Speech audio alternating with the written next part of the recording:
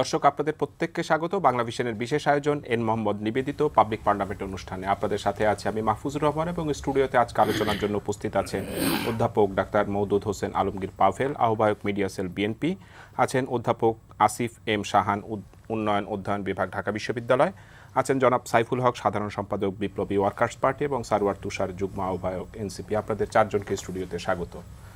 আজকে শহীদ বুদ্ধিজীবী দিবস। শহীদ বুদ্ধিজীবী দিবস উপলক্ষে 1971 সালে যেই বীর সেনানী এবং যেই বুদ্ধিজীবীরা মারা গিয়েছিলেন তাদের প্রতি শ্রদ্ধা জানিয়ে আজকের অনুষ্ঠানটা শুরু করছি। আমি শুরুতেই পাভেল ভাই একটু আপনার কাছে জানতে চাই, এই শহীদ বুদ্ধিজীবী দিবসের যে ইতিহাসটা, এটা নিয়ে আসলে নানান প্রশ্ন কিন্তু রয়েই গেছে। আজকে এই বিষয়ে একটা প্রশ্ন আবার নতুন করে সামনে এসেছে যে আজকে বুদ্ধিজীবী দিবস উপলক্ষে জামায়াত একটা আলোচনা সভা করেছে এবং সেখানে দলের সেক্রেটারি জেনারেল মিয়া গোলাম পরওয়ার বলেছেন যে দিল্লির পরিকল্পিত ষড়যন্ত্রের ভিত্তিতে ভারতীয়রা আমাদের বুদ্ধিজীবীদের হত্যা করেছে। এই দাবির সাথে কি আপনি একমত?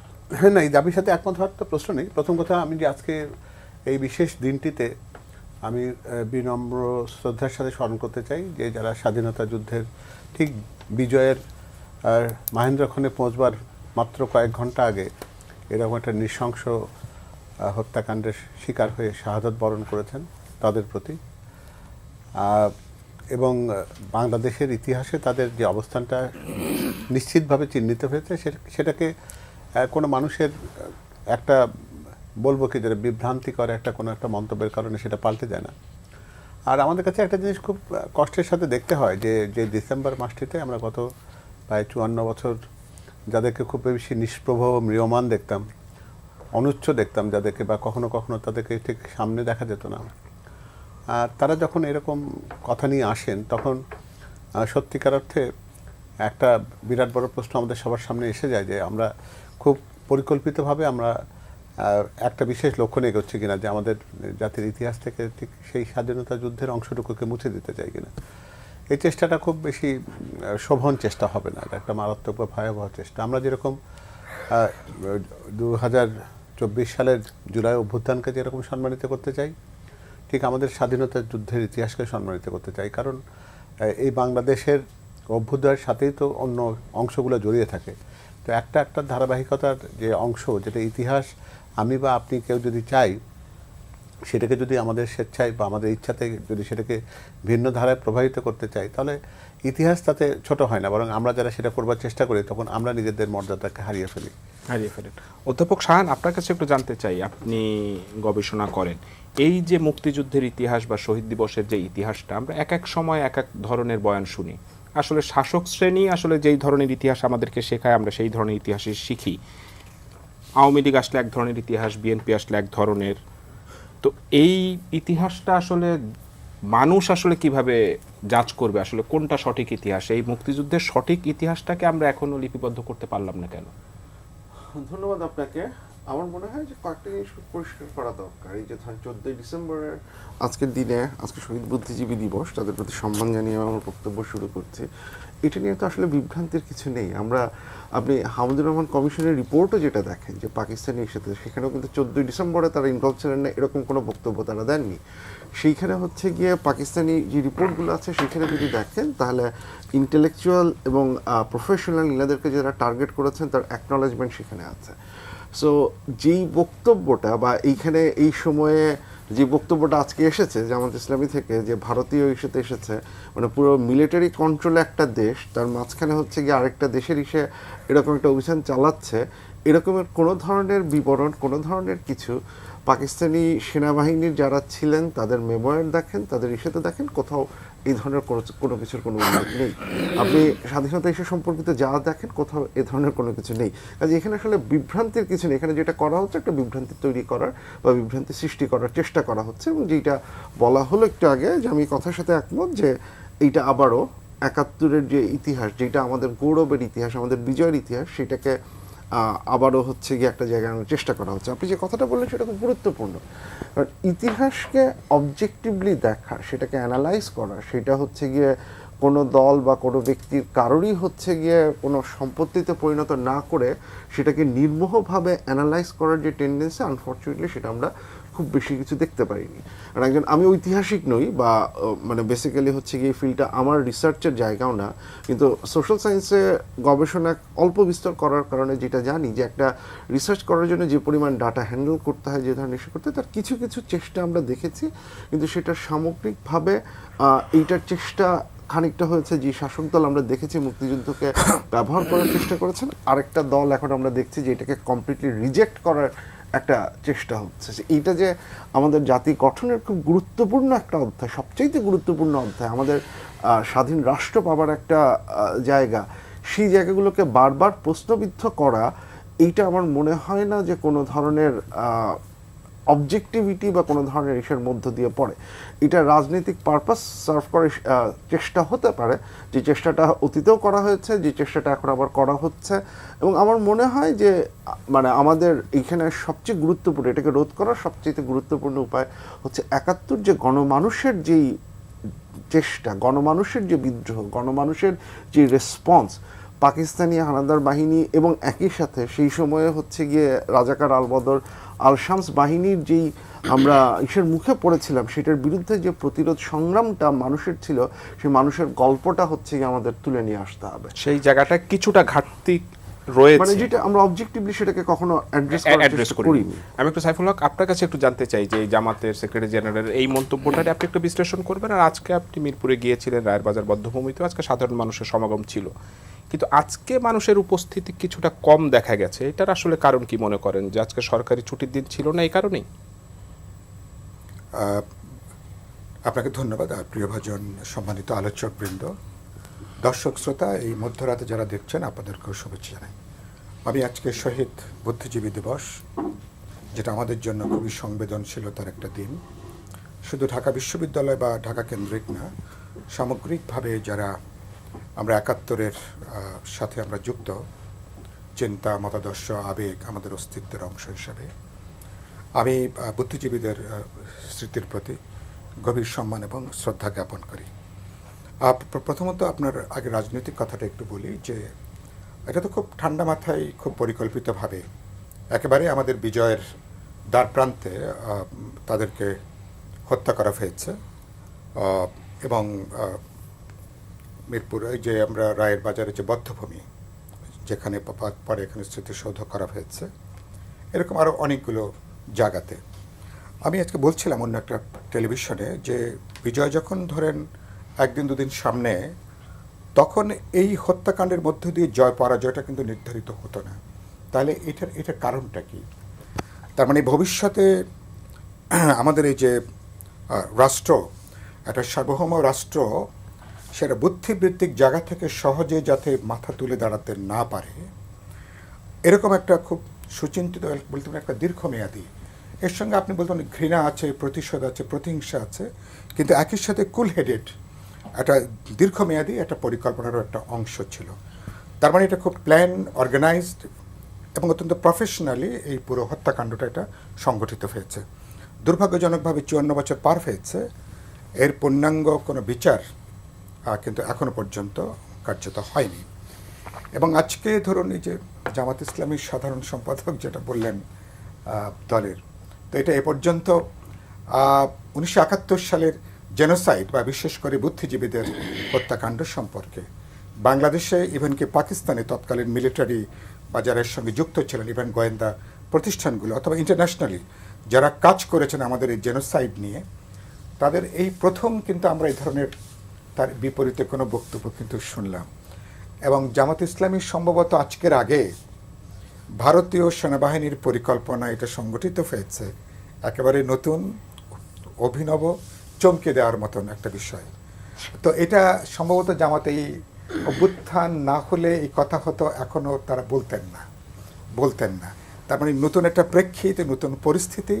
তার মানে আপনি ইতিহাস, আমি মাঝে বলি যেটা ইতিহাস না সেটা অইতিহাস। এবং তার মানে এখন একটা জামাতের যে একজন হেজিমনিক যে উত্থান যদি বলি, এই সুযোগ নিয়ে এমনকি ইতিহাসের সাধারণ যে পাঠ, যেগুলো খানিকটা মীমাংসিত, আমরা বিচার পূর্ণাঙ্গ করতে পারিনি, সেটা আরেকটা বিষয়। কিন্তু আপনি তো ইতিহাস তো বিকৃতির কোনো সুযোগ নেই। রাজনৈতিকভাবে এটাকে এবং মিলিটারিভাবে, রাজনৈতিকভাবে কিভাবে পাকিস্তানিদেরকে সহযোগিতা করা হয়েছে, তৎকালীন জামাত ইসলামী, আল বদর, আল শামস এবং তার যারা অন্যান্য ঘাতক বাহিনী যারা ছিলেন, এগুলো হিস্টোরিক্যালি এটা রেকর্ডেড। এটা কোনো বিতর্কের প্রশ্ন না, এটা কোনো অমীমাংসিত কোনো প্রশ্ন না।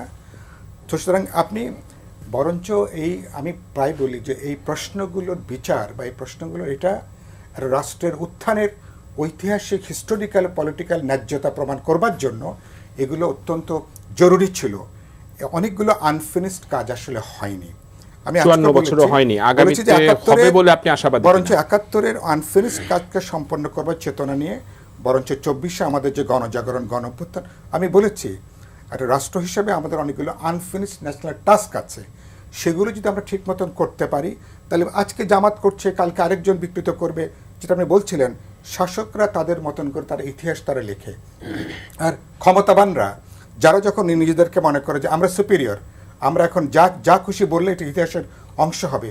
তো আমি প্রায় বলেছি, আওয়ামী লীগের ইতিহাস যদি বলে দেয়, তাহলে ইতিহাসের 14 আনায় এখন কিন্তু আস্থাগুড়ি এখন নিক্ষিপ্ত হয়েছে। এগুলো ইতিহাস হয়নি। তার মানে ইতিহাস কোনো ব্যক্তি, কোনো শাসকদের ইচ্ছা মতন হয় না। আপনি সাময়িকভাবে চাপিয়ে দিতে পারেন, কিন্তু সেটা আসলে জনগ্রহণ গ্রহণ করে কিনা। আমি আসবো আপনার কাছে। আর একটা যে বললেন মানুষ এবার কম হয়েছে, এটা আমি ইতিমধ্যেই আমি ওখান থেকে ফেরার সময় এটা আমি পার্টির আমাদের যারা নেতাকর্মী আমার সঙ্গে ফিরছিলেন, এটা পর্যন্ত এই রাজনৈতিক পরিস্থিতির কারণের জন্য মানুষের উদ্বেগ, আশঙ্কা কিছুটা কাজ করে, এই কারণেই আসলে কম হয়েছে। আমি একটু সরতোষ আপনার কাছে জানতে চাই, এই জামাতের সেক্রেটারি জেনারেল এই মন্তব্যর আপনি একটা প্রতিক্রিয়া জানতে চাই। আরেকটা বিষয় যে এই 5 আগস্টের পরে আসলে মুক্তিযুদ্ধ বা জুলাই গণ অভ্যুত্থানকে অনেকেই প্যারালালি নেওয়ার চেষ্টা করেছে, এর একটা কুতর্ক আসলে হয়েছে। আপনার কাছে স্পষ্ট জানতে চাই যে গত 17 বছরে আওয়ামী লীগের যে অপশাসন, দুঃশাসন, সেইটাকে প্রাধান্য দিয়ে আপনি কি মুক্তিযুদ্ধে আওয়ামী লীগের অবদানটাকে অস্বীকার করার কোনো সুযোগ কি রয়েছে কিনা? আপনাকে ধন্যবাদ। আমরা যদি একটা সত্যিকার ইতিহাস লিখতে পারি, কিংবা যে সমস্ত বইপত্র ইতিহাস কেন্দ্রিক ইতিমধ্যে আছে মুক্তিযুদ্ধ ইতিহাস কেন্দ্রিক, সেগুলোতে আওয়ামী লীগের ভূমিকা কী ধরনের ছিল, কি বিষয়ে প্রশ্ন আছে, সেগুলো পরিষ্কার। যেমন ধরেন সবচেয়ে যেটা সেমিনাল বই আমি বলবো বাংলায়, মইদুল হাসানের যে মূলধারা 71, সেখানেই তো অনেক কথা আছে। কারণ আওয়ামী লীগের ভূমিকা এক জিনিস, মানে 71-এ, পরবর্তীতে আওয়ামী লীগ এটাকে নিয়ে যে ধরনের রাজনীতি করেছে এটা আরেক ব্যাপার, আর আমাদের জেনুইন যেটা মুক্তিযুদ্ধ সেটা আরেক ব্যাপার। মুক্তিযুদ্ধ তো আমরা কখনোই অস্বীকার করতে পারবো না, বা যারা এটা করবে তাদের আসলে বাংলাদেশের রাজনীতি করার কোনো নৈতিক ভিত্তি নাই এবং থাকবে না। এই কারণে আপনি দেখবেন যে জামায়াত ইসলাম পর্যন্ত মুক্তিযুদ্ধর বিভিন্ন যে ইভেন্টগুলো আছে সেগুলোকে স্মরণ করার চেষ্টা করে, স্মরণ করে সেখানে এক ধরনের ইনফিলট্রেশন করে। আজকের এই যে বক্তব্যটা এটারই একটা নিদর্শন। এবং আমি সাইফুল ভাই যথার্থই বলেছেন যে এটা কিন্তু গণঅভ্যুত্থানের পরেই তারা এই নতুন, যেটা জর্জ অরওয়েল খুব বিখ্যাতভাবে বলেছিলেন যে আপনি one who controls the past controls the future, one who controls the present controls the past. মানে আপনার অতীত যার কথা বলবে ভবিষ্যতে কিন্তু তার জায়গা হবে, আর আপনি অতীতটাকে ম্যানিপুলেট করতে পারবেন যদি আপনি নিজেকে বর্তমানে ক্ষমতাসীন মনে করেন। ফলে এই কারণেই এই যে ধরেন উনি বক্তব্যটা যে দিলেন, এটা তো আওয়ামী স্টাইল হয়েছে। শেখ হাসিনা এরকম 52 ভাষা আন্দোলনের রূপকার বানিয়ে দিয়েছিলেন শেখ মুজিবুর রহমানকে। এখন আমরা যদি তাকে জিজ্ঞেস করি যে কোনো ডিক্লাসিফাইড ডকুমেন্ট কি আপনার কাছে আছে, কোথাও এই ইতিহাস সম্পর্কে এই ধরনের সেন্সিটিভ বিষয় তো আপনি ডিক্লাসিফাইড ডকুমেন্ট কিংবা হিস্টোরিক্যাল আর্কাইভ ছাড়া কথা কেউ বলে না, বা বললে সেটা গ্রহণযোগ্য হয় না। মানে বয়ান এক জিনিস আর ফ্যাক্ট আরেক জিনিস। তো আপনি যদি ফ্যাক্ট বিবর্জিত বয়ান হাজির করেন সেটা ডেফিনেটলি প্রশ্নবিদ্ধ হবে, এবং এটা কমপ্লিটলি রাজনৈতিক। ইতিহাসের স্বার্থে আমাদের উচিত কতগুলো জিনিসকে রাজনীতির ঊর্ধ্বে নিয়ে যাওয়া। আপনি দেখবেন যে জামায়াত ইসলামের মধ্যে তো পরিষ্কারভাবে এটা নিয়ে অস্বস্তি আছে এই মুক্তিযুদ্ধ নিয়ে, এবং এক ধরনের গিল্টও আছে। এটা কীভাবে আমরা বুঝি? যখন জামায়াত ইসলামের আমির কয়েকবার কিন্তু বিভিন্ন আলোচনায় বলেছেন যে আমরা যদি অতীতে কোনো ভুল করে থাকি তাহলে সেই 47 থেকে শুরু করে যদি কিন্তু তবে নানাভাবে বলেছেন, বলে আবার বলে যে তবে আসলে কোনটা ভুল কোনটা ঠিক এই ব্যাপারে চূড়ান্ত কোনো মানদণ্ড নেই, এগুলো আবার বলেন। ফলে বোঝা যায় যে তারা কিন্তু এই প্রশ্নটা আসলে বাইপাস করতে পারেন না, কিন্তু আবার এটার যে সত্যের যে মুখোমুখি হওয়া এই সৎসাহসও তাদের নাই, এবং না থাকার কারণেই হচ্ছে তারা এটা নিয়ে জলঘোলা করার চেষ্টা করেন।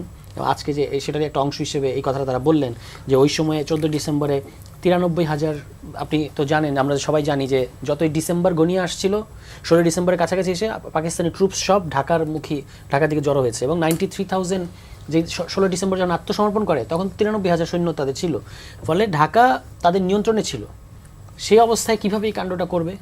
এবং আজকে পর্যন্ত কোনো মানে বিখ্যাত বইয়ে আমরা কিন্তু এর কোনো, মইদুল হাসানের বইয়ের মধ্যে কিন্তু যথেষ্ট পরিমাণ তথ্য উপাত্ত এবং সেখানে ভারতীয় সোর্সও ব্যবহার করা হয়েছে, সেখানে ইন্ডিপেন্ডেন্ট সোর্স ব্যবহার করা হয়েছে, অনেক ধরনের সোর্স ব্যবহার করা হয়েছে। এবং আপনি দেখবেন যে পাকিস্তানি যিনি একজন রাইটার আছে, ওনার নামটা আমার এই মুহূর্তে মনে নেই, ইয়াং একজন রাইটার, খুব চমৎকার একটা বই লিখেছেন, বাংলাদেশে এসেছিলেন, পাকিস্তানের মানে দুই পক্ষের বয়ানকে নিয়েই মুক্তিযুদ্ধটাকে উনি আমাদের দেশের মুক্তিযুদ্ধের পক্ষে একটা বক্তব্য তিনি ওই বইয়ের মধ্যে নিয়ে এসেছেন। ওখানেও তো এই ধরনের কোনো দাবি নাই, মানে পাকিস্তানিদের তরফ থেকেও। পাকিস্তানিদেরও সিভিল সোসাইটি, পাকিস্তানের প্রোগ্রেসিভ যারা রাইটার্স আছেন, যারা বুদ্ধিজীবী আছেন, তারাও কিন্তু পাকিস্তান রাষ্ট্রকে দায়ী করে এই ইয়ের জন্য, আপনার মুক্তিযুদ্ধে যে তাদের যে ভূমিকা এবং জেনোসাইডের জন্য। সেখানে আপনি যদি এসে বলেন যে এটা ভারতীয়দের কাজ, এটা দিয়ে আসলে কি বুঝাইতে চাচ্ছেন? মানে এটা পরিষ্কার না, কিন্তু মানে এটা হচ্ছে আপনি যে এটার সাথে কোনো না কোনোভাবে আপনার নাম চলে আসে, এটাকে আপনি আসলে অ্যাভয়েড করতে চান।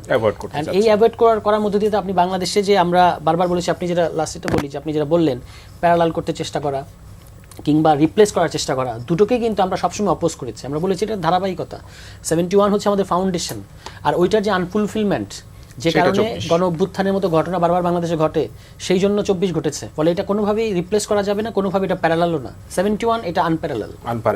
জাস্ট টু অ্যাড, মানে সবাই বোধহয় আনাম জাকারিয়ার রাইট, আনাম জাকারিয়া বিখ্যাত বই। আপনার কাছে একটু জানতে চাই, গত দুদিন ধরেই আমরা আসলে শরীফ ওসমান হাদির এই বিষয়টা নিয়ে আলোচনা করছি। তার অবস্থা অত্যন্ত ক্রিটিক্যাল এবং আগামীকালকে তাকে সিঙ্গাপুরে নেওয়া হবে বলে আমরা শুনতে পেরেছি, এবং সরকারের পক্ষ থেকে এরকম একটা সিদ্ধান্তের কথা জানিয়েছে। আপনি একজন ডাক্তার, আপনি তার লেটেস্ট অবস্থাটা একটু বর্ণনা করবেন। আরেকটা বিষয় হলো, এই ঘটনার পরেই আসলে প্রধান উপদেষ্টা 3টা দলকে ডেকেছিলেন এবং দলগুলোর ভিতরে ঐক্য যেন আরও মজবুত হয় সেটার ব্যাপারে জোর দিয়েছিলেন। এখন আমার প্রশ্ন হলো যে ঐক্যটা থাকলেই কি আসলে এই ধরনের ঘটনা রোধ করা সম্ভব? এখানে কি শুধুমাত্র রাজনৈতিক দলগুলোরই কি দায় রয়েছে?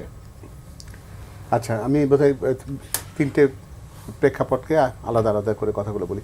আমি প্রথমে একটু মানে এর আগের পর্বে যে আলোচনাটাতে আমরা ছিলাম, সেখানে জাস্ট একটা কথা এখানে আমি শুধু একটু বলতে চাই। আমার মনে হয় যে এই গোলাম পরোয়ার সাহেবের এই বক্তব্য অসত্য প্রমাণ করার জন্য আমরা এত কাঠখড় কেন পড়াচ্ছি, এত বেশি হিস্টোরিক্যাল রেফারেন্স বা বইপত্র ঘাটতে যাচ্ছি কেন? এই ধরনের একটা বক্তব্য দিয়ে উনি মনে হয় যে আমাদের যে অন্তত চিন্তার জগৎ থেকে অনেকটা দখল করে ফেলেছেন, এটি বোধহয় আমাদের জন্য একটা লজ্জার বিষয় হওয়া দরকার। এই ধরনের বলবো যে একেবারে আলোচনার অযোগ্য কোনো বিষয়কে সামনে আনবার চেষ্টাটাই হলো আমাদের মনে হয় যে আমাদের বুদ্ধিবৃত্তির একটা বলবো যে সংকীর্ণতার জায়গায় চলে যাওয়া। আর দ্বিতীয় যে জিনিসটা আপনি বলেছেন যে তার হাদির যে শারীরিক অবস্থা, আমি যতটুকু জানি যে তিনি ঠিক আহত গুলিবিদ্ধ হওয়ার পরে তার অস্ত্রোপচারের সময় বা অস্ত্রোপচার পরবর্তী পরিস্থিতিতে এখনও ঠিক খুব উন্নতি কিছু হয়েছে এরকম বলার মতো পরিস্থিতি কিছুই হয়নি, এবং খুবই সংকটাপন্ন অবস্থা, এটুকুই বলি আর কি। চিকিৎসকদের সবসময় আশাবাদী হতে হয়, আমি সে আঙ্গিক থেকেই বলি তাকে একটা হয়তো চিকিৎসার জন্য দেশের বাইরে পাঠানো হচ্ছে। আমরা চাইবো সেখান থেকে একটা ভালো কিছু খবর হয়তো আসবে আর কি। তবে তার অবস্থা সংকটাপন্ন, সেটা বলতেই হবে।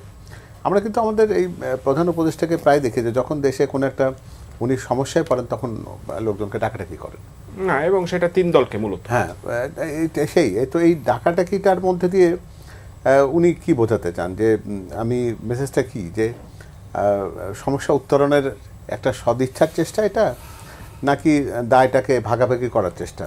অথবা অন্যভাবে যদি বলি যে আমার যে অদক্ষতা ছিল বা যে জায়গাতে আমার প্রোঅ্যাক্টিভ হওয়ার জায়গা ছিল বা আমার দায়িত্ব পালনের ক্ষেত্রে আমার কোনো একটা ঘাটতি গাফেলতা আছে, সেটাকে আমি কিছু প্রলেপ দেওয়ার জন্য কাজটি করছি কিনা, এই ব্যাপার নিয়ে বিস্তর কথাবার্তা হতেই পারে।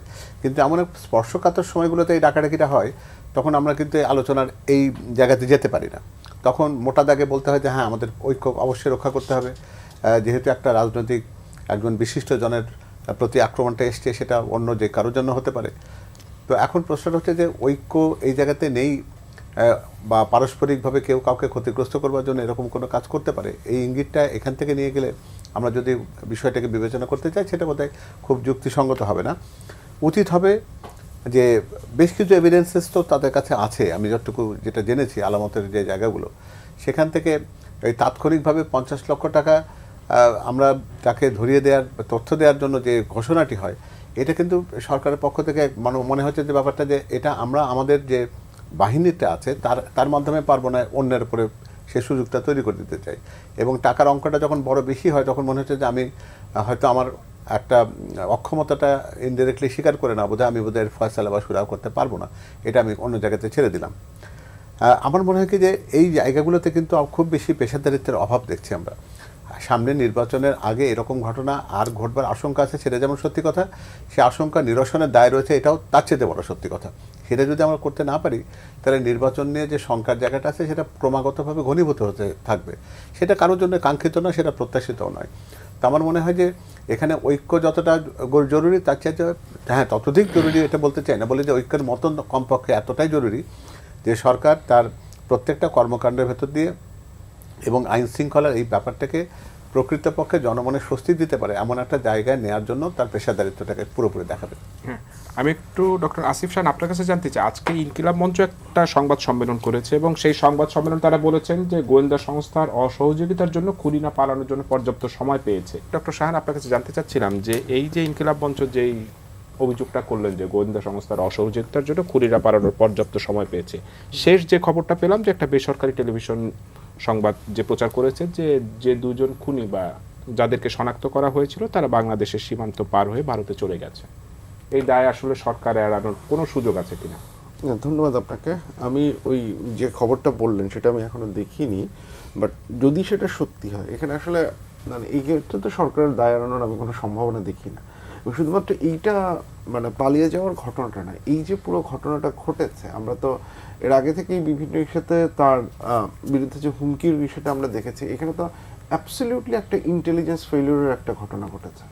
সরকারের তো বিভিন্ন গোয়েন্দা সংস্থা আছে, তাদের যদি কোনো ধরনের এই ব্যাপারে কোনো তথ্য না থাকে, তারা সেই জিনিসপত্রগুলো ঠিকঠাক মতো জানাচ্ছেন কিনা, তথ্য আদৌ সংগ্রহ করেছেন কিনা। কারণ আমরা যে এখন যেসব ভিডিও এবং ছবি দেখছি যে খুনি তো বেশ কাছাকাছি চলে গিয়েছিল, তাহলে এরকম একজন ব্যক্তি আছে যাকে অলরেডি একবার ধরা হয়েছে, যে জামিনে আছে, তারপরে হচ্ছে কি এই ধরনের সুযোগ সুবিধা সে পেয়েছে।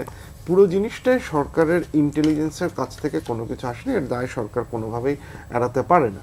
এবং দেখুন এই যে ব্যাপারটা যেখানে কি যেটা ইন্টেলিজেন্সের ফেলিউর বা ইন্টেলিজেন্স কোঅর্ডিনেশনটা অনেক ক্ষেত্রেই ঘটে, যেটা আমরা জানি যে 9/11-এর সময়ও আমরা এই ইন্টেলিজেন্স ফেলিউর বা কোঅর্ডিনেশনের বিষয়টা আমরা শুনেছি। এখন সেটা অ্যাকনলেজ করা, সেইটা অনুযায়ী ব্যবস্থা নেওয়া, কারণ এই যে ঘটনাটা ঘটলো এটা তো একটা সিগনিফিকেন্ট কনসিকুয়েন্স আছে। সামনে আমরা ইলেকশনের জন্য রেডি হচ্ছে, এই ধরনের আরও অনেক ঘটনা ঘটতে পারে। এবং যে কথাটা আপনি বললেন সেটা যদি সত্যি হয় তাহলে ব্যাপারটা কি দাঁড়াচ্ছে, যে এরকম একটা ঘটনা ঘটেছে এবং আমরা যেটা দেখেছি সোশ্যাল মিডিয়া বা এটাতে, এবং যাকে এখন খোঁজা যাচ্ছে তার নাম পরিচয় ঘন্টাখানেকের মধ্যে বা ঘন্টা 2-3-এর মধ্যে চলে এসেছে। তারপরে আজকে প্রায় সেকেন্ডে 2 দিন হচ্ছে গিয়ে চলে যাচ্ছে, এর মাঝখানে 2 দিন পার হয়ে গেছে। এর মাঝখানে আমরা সেরকম কোনো পদক্ষেপ বা এসে দেখিনি। আমরা গতকালকে দেখেছি স্বরাষ্ট্রমন্ত্রীকে, স্বরাষ্ট্র উপদেষ্টাকে 50 লাখ টাকার পুরস্কার ঘোষণা করতে, যেই স্বরাষ্ট্র উপদেষ্টা আবার এই ঘটনা ঘটার মাত্র ঘন্টাখানেক আগে আইন শৃঙ্খলা পরিস্থিতির বদলে উনি আলু এবং পেঁয়াজ নিয়ে কথা বলতে এসেছিলেন। এবং তার যে ব্যর্থতা বা তার যে ইস্যু, সেটা তো আজকে নতুন কোনো ঘটনা না, তিনি তো অনেকগুলো ব্যর্থতার জন্ম নিয়েছেন। এবং যেটা হচ্ছে যে এই সরকার এখন পর্যন্ত কোনো ধরনের ব্যর্থতা অ্যাকনলেজ করার পরে সেইটাকে ব্যবস্থা নেওয়া বা সেটার হচ্ছে গিয়ে কোনো একটা পানিশমেন্ট মেজারের মধ্যে দিয়ে যাওয়া, সেই ধরনের কোনো কিছু আমরা দেখতে পাইনি। তো আপনি যখন ব্যর্থতাকে আপনি কোনো ধরনের শাস্তির মধ্যে নিয়ে আসেন না, সেটাকে পুরস্কৃত না শাস্তিতে না আনার মানে হচ্ছে এক ধরনের পুরস্কৃত করার মধ্যে দিয়েই যান, তাহলে এসেনশিয়ালি সেটার ফলশ্রুতিতে যে ফেইলিউরগুলো ঘটে সেটার দায় তো সরকারের এড়ানোর কোনো ধরনের সম্ভাবনা আমি দেখি না। তো সরকারকে সেই দায় অবশ্যই নিতে হবে। আমি একটু সাইফুল হক ভাই আপনার কাছে জানতে চাই যে এই যে ঐক্য ধরে রাখার কথা আসলে বলা হচ্ছে, রাজনৈতিক দলগুলো একে অপরকে সমালোচনা করবে, তারপরে সেটা একটা বর্ডারলাইন থাকতে হবে। এই ঘটনার পরেও আমরা পরপরই জানলাম যে এটা ছাত্রলীগের সাবেক একজন নেতা এই ঘটনার সাথে আসলে জড়িত, তারপরেও কিন্তু বিশেষ কোনো দল, বিশেষ কোনো ব্যক্তিকে দোষারোপ করা হচ্ছে। আমরা আসলে বারবারই এই রাজনৈতিক দলগুলো এই ভুলগুলো কেন করছে? আমাদের এখানে আপনি নিশ্চয়ই একমত হবেন আমার সাথে, আমাদের এখানে বা আমার দীর্ঘ রাজনৈতিক জীবনে যখনই কোনো এই ধরনের ঘটনা ঘটে, একটা ব্লেম গেম আমরা দেখি আর কি। ইমিডিয়েটলি মানে পক্ষ প্রতিপক্ষ পরস্পরকে অভিযুক্ত করা, এটা এ পর্যন্ত এটা একটা কমন একটা ফেনোমেনা একটা। আরেকটা আপনি এটাও একমত হবেন, সরকারি নীতি নির্ধারক থেকে অধিকাংশ ক্ষেত্রে বলা হয় যে কারা এই ঘটনা ঘটিয়েছে, মানে আপনি তদন্ত কমিটি করবার আগেই মানুষ তদন্ত কমিটি মাত্র সিদ্ধান্ত নিয়ে তার আগে যখন বলে দিচ্ছে, যখন আপনি আঙ্গুল তুলছেন বিশেষ কোনো পক্ষ দিকে, কোনো দল বলি ব্যক্তি বলি, তখন তদন্ত কমিটি বুঝে নেয় যে আমাকে তদন্তটা কোন লাইনে আমাকে তদন্তটা করতে হবে। এটা হচ্ছে এই আমার গত কদর্শকের আমার অভিজ্ঞতা হচ্ছে এটা। এবার অবশ্য সরকার ঠিক ওই জায়গাটায় যায়নি, কিন্তু একটা আরেকটা হলো যে আমি গত কমাস ধরে বলছি, আপনার অনুষ্ঠানে বলেছি, দেশে এক ধরনের আধা নৈরাজ্যিক পরিস্থিতি চলছে। এর মধ্যে যখন মানুষ দেখে ফেলে সরকার একদিকে দুর্বল এবং অকার্যকর, কারণ গভর্নমেন্টকে যখন দেখে যে একদিকে সে উইক এবং তারপরে হলো এফেক্টিভনেস বলতে কিছু নেই, তখন এখানে যা খুশি এখানে কিন্তু করা যায়। এখানে এই ধরনের একটা ডেসপারেটনেস, এবং আমরা এটা অনেক ক্ষেত্রে এগুলো আমরা দেখছি। এটা প্রাইমারিলি তো সরকারের দায়িত্ব আছে।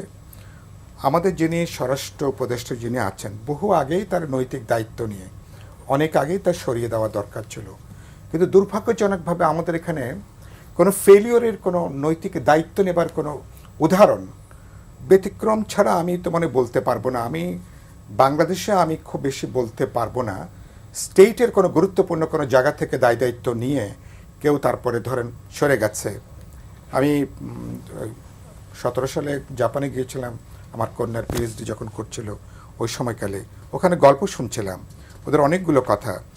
ওখানে তো মাঝে মধ্যে ভূমিকম্প হয়, একটা রাস্তায় ফাটল ধরেছে, একটু কোনো একটা রেল লাইনের একটু কোথায় চিট হয়েছে তো, এবং সেখানে যোগাযোগ মন্ত্রী বা তার কালেকটিভলি তারা ফেলিওর স্বীকার করে বহু আগেই, পাবলিকের কোনো স্টেটমেন্টের আগেই তখন তারা রিজাইন করছেন তারা। তো দুর্ভাগ্যজনক আমাদের এখানে কোনো ঘটনার দায়িত্ব নিয়ে ন্যূনতম কোনো সংস্কৃতি এখানে গড়ে ওঠেনি। এই ঘটনার যেটা হলো, হাদি আগে থেকেই ও একটু ওর ব্যাপারে টার্গেট ছিল নানাভাবে, ওর বক্তৃতা বিবৃতির মধ্যেও কিন্তু সেগুলো কিন্তু আমরা কিন্তু পাই। তারপর যে কোনো সময় অ্যাটাক হতে পারে, হামলা হতে পারে, ওর জীবনের হুমকি আসতে পারে।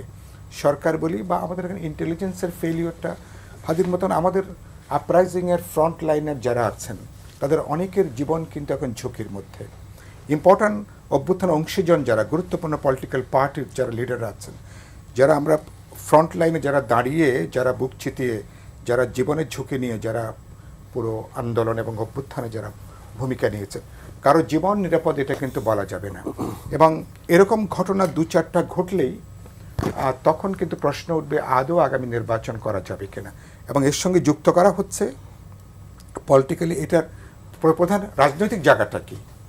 জায়গাটা হলো যে যখন আমি ফেব্রুয়ারিতে ইলেকশন করব, জুলাই সনদের পক্ষে যখন আমি একটা গণভোটে যাচ্ছি, তার মানে কি যে পক্ষটা আমার নির্বাচন, জুলাই সনদ, পরবর্তী যে ডেমোক্রেটিক ট্রানজিশন, আমার একটা স্ট্রং একটা পলিটিক্যাল ম্যান্ডেট থাকবে, পরবর্তী ইলেক্টেড গভর্নমেন্ট হবে, পুরো আমার এই ন্যূনতম ডেমোক্রেটিক ট্রানজিশনকে যারা চাচ্ছে না, যারা বাধাগ্রস্ত চান অথবা যারা ডিলে করতে চান এবং বাংলাদেশে প্রকারান্তরে আরেকটা নৈরাজ্যটা অকার্যকরিত নিয়ে যেতে চান, কিন্তু আপনারা যারা প্রার্থী হবেন আপনাদের তো আসলে কোনো চিন্তা নেই, কারণ আপনারা চাইলেই তো অস্ত্র লাইসেন্স পাবেন। আচ্ছা ভাই, পৃথিবীতে কোথাও কি কোনো গানম্যান দিয়ে কোনো কি এই জায়গাটা কি সারা দুনিয়ার এক্সপিরিয়েন্স কি বলে? আমি বাচ্চাকাল থেকে যতগুলো সিনেমা আর দুনিয়ার বিশ্ব ইতিহাসের যেগুলো আমার জানাশোনা, পড়াশোনা, এগুলো অধিকাংশ ক্ষেত্রে এগুলো কোনো কাজ করে, এগুলো কিছু আত্মবিশ্বাস দেয়, এগুলো কিন্তু মোরাল কিছু চাপ পড়ে, একটু মনস্তাত্ত্বিক চাপ পড়ে, ওনার একটা গার্ড আছে, এটা আছে। কিন্তু প্রফেশনাল কিলাররা যখন করতে চায় তখন এটা সিস্টেম, স্টেট মেশিনারি। আর গুরুত্বপূর্ণ একটা কথা আপনি জিজ্ঞেস করছিলেন পাবেল ভাইকে, রাজনৈতিক দলগুলোর মধ্যে যখন ন্যূনতম বোঝাপড়া থাকে তখন কিন্তু ব্যাপারটা কিন্তু এক ধরনের, কিন্তু যখন দেখে যে আমরা রাজনৈতিক প্রতিযোগিতা যখন সহিংসতা পর্যবেসিত হয় এবং আমাদের প্রতিযোগিতা যখন দেখি যে অস্ত্র নিয়ে যখন এখন দৌড়াদৌড়ি হচ্ছে, আমি তো বিভিন্ন জেলায় দেখছি, তখন এই ধরনের হামলা আক্রমণের জন্য তখন ঝুঁকিটা কিন্তু বাড়ে, তখন তারা সুযোগটা নেয়। আমি একটু এই জন্য কিন্তু বিতর্ক করব, কিন্তু ন্যূনতম অক্ষের জায়গাটা, বর্ডার লাইন রেখে আসলে বিতর্ক করা উচিত। আমরা এগোতে পারবো। আমি তো শরৎ স্যার, আপনিও শঙ্কিত করেন, আপনিও তো প্রার্থী, যদি শঙ্কিত হয়ে থাকেন, তফসিল ঘোষণার পরে আপনি একজন প্রার্থী শঙ্কিত বোধ করছেন, এই অবস্থায় একটা ঐতিহাসিক সুন্দর নির্বাচনের নমুনাকে আমরা বলতে পারি? প্রধান উপদেষ্টা তো বারবার এই কথাটা বলেন, ঐতিহাসিক নির্বাচন, শ্রেষ্ঠ নির্বাচন, দেশ রক্ষার নির্বাচন। এগুলো শুনি আর মনে হয় যে প্রধান উপদেষ্টা অন্য কেউ হলে আমরা কিভাবে রিয়্যাক্ট করতাম। যেহেতু আমরা ওনাকে রেসপেক্ট করি, আটমোস্ট রেসপেক্ট করি, এই কারণে আমরা ততটা হার্শ হতে পারি না। কিন্তু বাস্তব পরিস্থিতি আমরা যেটা দেখি যে আপনি দেশ রক্ষা নির্বাচন করবেন, নির্বাচনকে রক্ষা করাটাই এখন সবচেয়ে বড় ব্যাপার হয়ে দাঁড়িয়েছে। আপনি শ্রেষ্ঠ নির্বাচন করা দরকার নেই, আপনি বাংলাদেশের স্ট্যান্ডার্ড একটা সুষ্ঠু নির্বাচন করেন। যে সুষ্ঠু নির্বাচনের ইতিহাস আমাদের যেটুকু আছে ওর মধ্যেই করতে পারবেন কিনা সেটা নিয়ে সন্দেহ আছে। শঙ্কিত কিনা জিজ্ঞেস করলেন, অবশ্যই শঙ্কিত, কিন্তু ভীত না। আমরা তো মনে করি যে তারা আমাদেরকে ভয়টাই দেখাতে চায়। এখন আমরা যদি মানে আবারও দমে যাই তাহলে তারা সফল হয়, কিন্তু তবু মানুষের জীবনের তো পরোয়া করতে হবে। এখন আমি এই টকশোতে কথা বলার পরে আমাকে নিয়ে স্ট্যাটাস দেওয়া হয়েছে যে ঝোলানো হবে নাম সহ অতীতে। এগুলো আমরা থানায় জিডি সহ অনেক কিছু করেছি, কিন্তু কই যারা এগুলো করেছে তাদের বিরুদ্ধে কোনো ব্যবস্থা তো নেয় নাই। এবং যিনি আপনার ব্যাপারে লিখেছেন আমি যতটুকু জানি উনি দেশের বাইরে। এবং আপনি দেখবেন হাদির ক্ষেত্রেও যারা অনলাইনে হাদিকে কি লেবল করেছে তারা সবাই দেশের বাইরে। এর মধ্যে এক মানে কবি, কথিত কবি ডাল্টন শোভাত হীরা নাকি যেন নাম, সেও কিন্তু হাদিকে বারবার হাদির বিরুদ্ধে খেপানোর চেষ্টা করা হয়েছে। ফলে এটা তো একটা কোঅর্ডিনেটেড ইফোর্ট। একদিকে সোশ্যাল মিডিয়ায় তারা কথা বলবে এবং আমাদেরকে বলবে যে আমাদেরকে ঝুলানো হবে, অন্যদিকে এখানে কিলিং আসবে। এই ছেলেটা যে আপনার নভেম্বর মাসে ধরা পড়লো এবং অস্ত্র সহ তাকে ওই টাকা পয়সা লুট করতে গিয়েছিল, তারপরে 3 মাসের মাথায় তাকে আবার জামিন দেওয়া হয়েছে।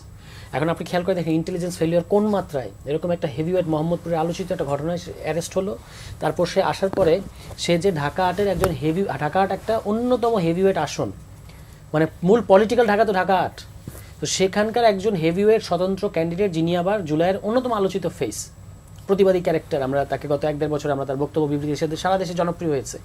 তার আশেপাশে কারা এটা আপনি খেয়াল করবেন না? এটা তো আপনি বলতে পারেন না যে আপনি কেন সাবধান হলেন না। আমরা ভাই জনপ্রতিনিধি হতে চাচ্ছি, আমাদের কাজই হচ্ছে মানুষ আমাদের কাছে আসতে চাইবে। আমরা তো মানুষকে দূরে ঠেলতে পারবো না। আমরা তো নেতাকর্মীদের কর্ডন করে যেটা পুরনো স্টাইল, মানুষজনকে দূরে ঠেলতে পারবো না। মানুষ আমাদের কাছে আসতে চাইবে।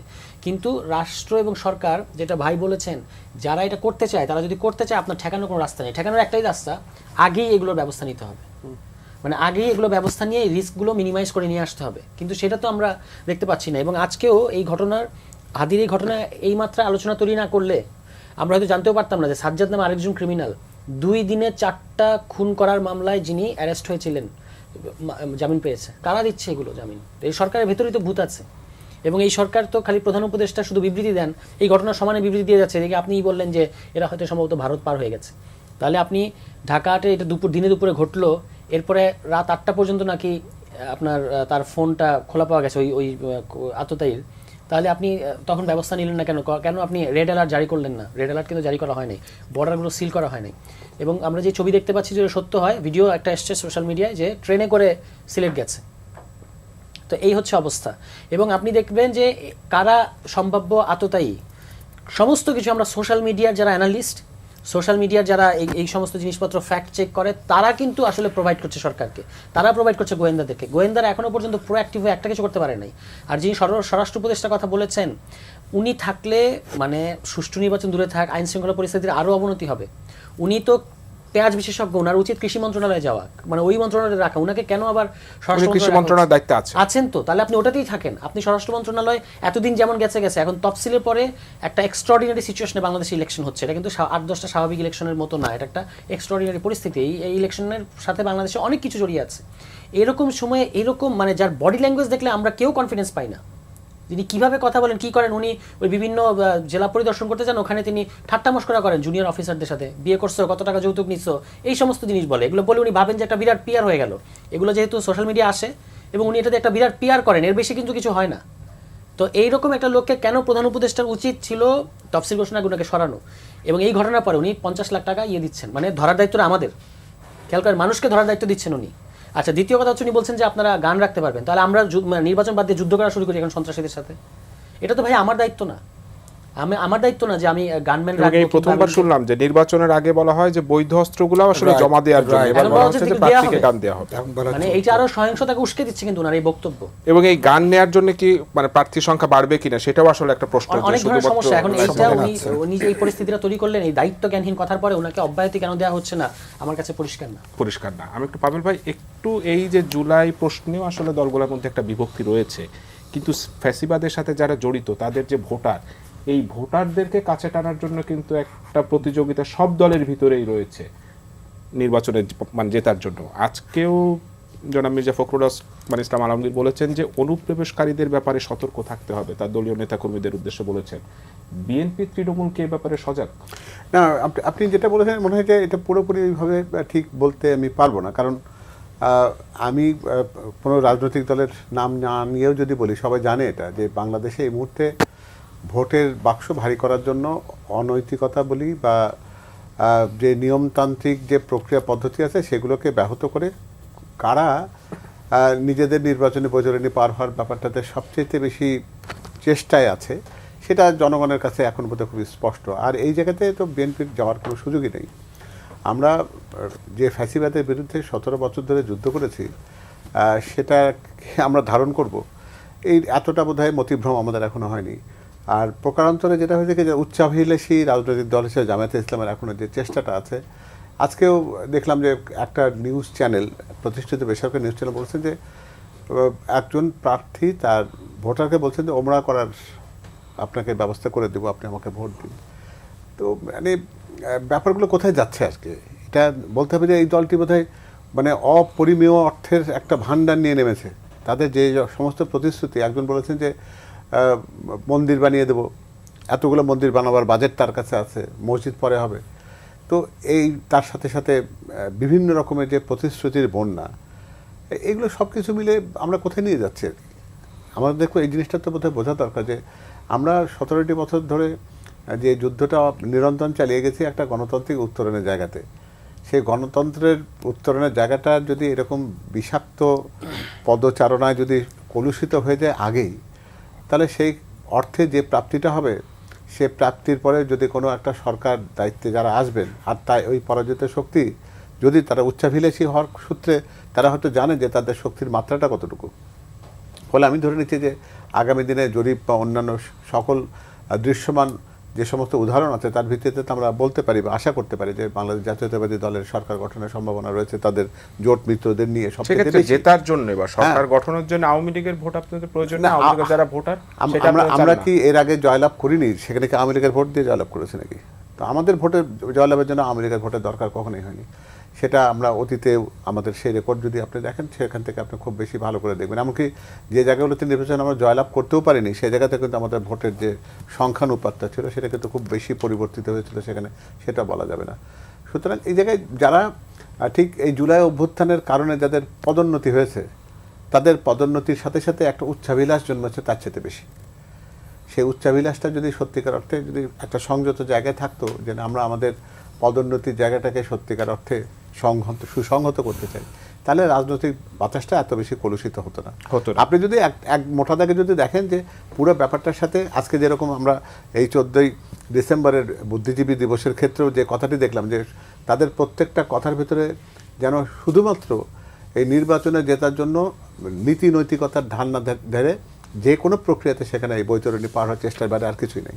কিছু নেই। আমি একটু ডক্টর শাহান আপনার কাছে জানতে চাই, যেটা মানে সারোয়ার তুষার বলছিলেন যে অস্ত্রের ব্যাপারটা বা জামিনের বিষয়টা আমরা গত 1.5 থেকে 2 মাস আগেও একটা রিপোর্ট দেখলাম যে 73% আসামি জামিনে বেরিয়ে গিয়েছে। তো আসলে এই বিষয়টা দেখার দায়িত্ব কার? আর 5ই আগস্টের সময় থানায় লুট হওয়া সব অস্ত্র কিন্তু এখনো সরকার উদ্ধার করতে পারেনি, তার সাথে অবৈধ অস্ত্র কিন্তু রয়েছে। আরও একটু অ্যালার্মিং ব্যাপার যে শীর্ষ সন্ত্রাসী অনেকেই কিন্তু এখন জেলের বাইরে রয়েছে। এই সার্বিক বিষয় নিয়ে নির্বাচনের আগে পরিস্থিতি আরও জটিল হওয়ার কোনো শঙ্কা রয়েছে কিনা?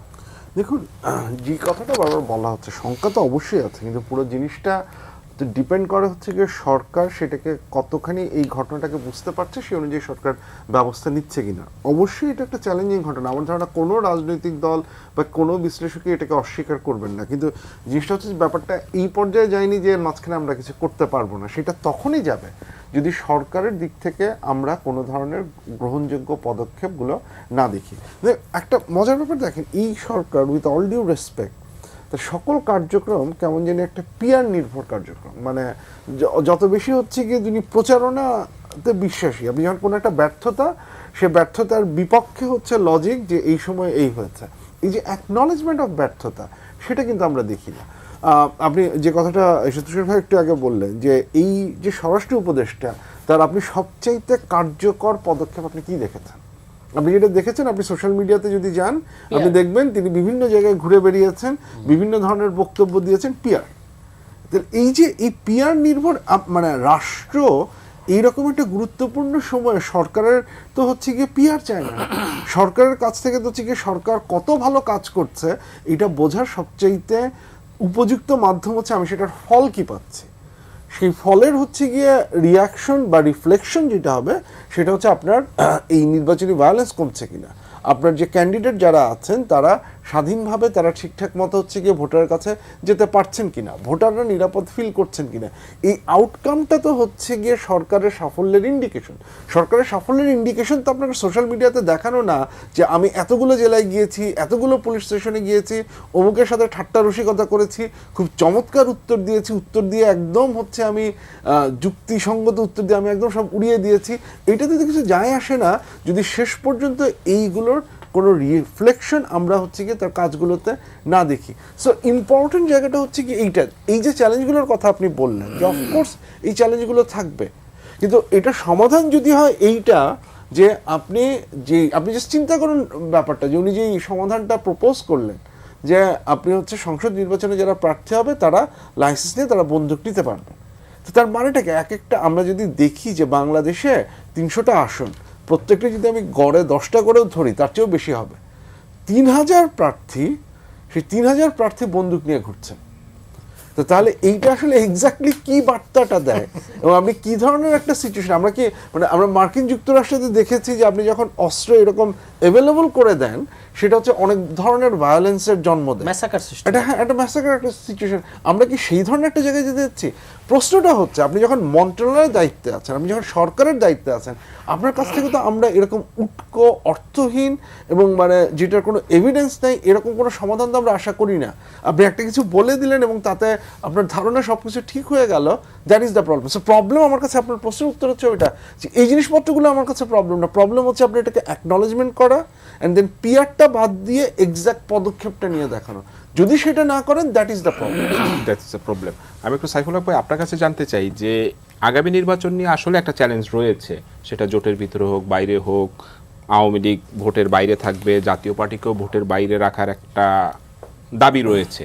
একটা বড় অংশকে যখন আপনি ভোটের বাইরে রাখবেন তখন এই যে আরও বড় চ্যালেঞ্জ সামনে আসবে, এইটা মোকাবেলা আসলে রাজনৈতিক দলগুলো করতে পারবে কিনা? আমি যদি সরকারের পয়েন্ট অফ ভিউটা বাদ দিই, শুধুমাত্র রাজনৈতিক দলগুলোকে এটা মোকাবেলা করার সক্ষমতা রাখে কিনা? ভালো প্রশ্ন। আমি তার আগে একটু আগের পার্টে একটু রেসপন্ড করি। আমাদের স্বরাষ্ট্র উপদেষ্টা যে সম্ভাব্য মানে রাজনৈতিক দল, গুরুত্বপূর্ণ লিডার্স এবং ইলেকশনে যারা সম্ভাব্য প্রার্থী তাদেরকে যেভাবে অস্ত্রের লাইসেন্স দেবার কথাটা বলেছেন, এটা আমার মধ্যে এটা নিরাপত্তা বোধের চেয়ে এটা আমাকে উদ্বিগ্ন করেছে, আমাকে আতঙ্কের মধ্যে নিয়ে গেছে। এবং অস্ত্রের লাইসেন্স দেওয়ার যে যোগ্যতা সেটার ভিতরে মনে হয় এমপি প্রার্থী এটা কোনো যোগ্যতা না। না, এবং এটা প্রার্থী হলেই তিনি অস্ত্রের জন্য তিনি আবেদন করতে পারবেন এবং তারপরে এবং তার নিরাপত্তার অজুহাতে তারপরে তিনি অস্ত্র তিনি কিনতে পারবেন। কিছু সরকারি ধারা আছে, পদ্ধতি আছে, কিন্তু গুরুত্বপূর্ণ যেটা এই বক্তব্যের মধ্য দিয়ে গভর্নমেন্টের যে ফেলিওরটা এটা খুব বাজেভাবে এটা কিন্তু সামনে এসছে যে আপনি ভোটারদের, জনগণের, রাজনৈতিক দল, প্রার্থী বা ইম্পর্ট্যান্ট লিডারশিপ কাউকে নিরাপত্তা দেবার আপনি কোনো ক্ষমতা রাখেন না। এখন শাহান খুব চমৎকার করে বললেন, প্রফেসর শাহান, যে যদি এ ধরনের হাজার হাজার অস্ত্র, তার মানে এক বন্দুকধারী শোভিত যিনি প্রার্থী তিনি আরেক বন্দুকধারী প্রার্থী শোভিত, তার মানে সবাই বন্দুক ঘাড়ে করে বা তার আশেপাশে বন্দুক ঘাড়ে করে সবাই ইলেকশন ক্যাম্পেইনে যাচ্ছে। আপনি এরকম একটা দৃশ্যপট হয়তো সিনেমার জন্য বিহারে হয়তো উপযুক্ত হতে পারে, বিহারে কিছু কিছু ঝাড়খণ্ডে, বিহারে বা উত্তরপ্রদেশের কোনো কোনো জায়গাতে এরকম আছে আর কি।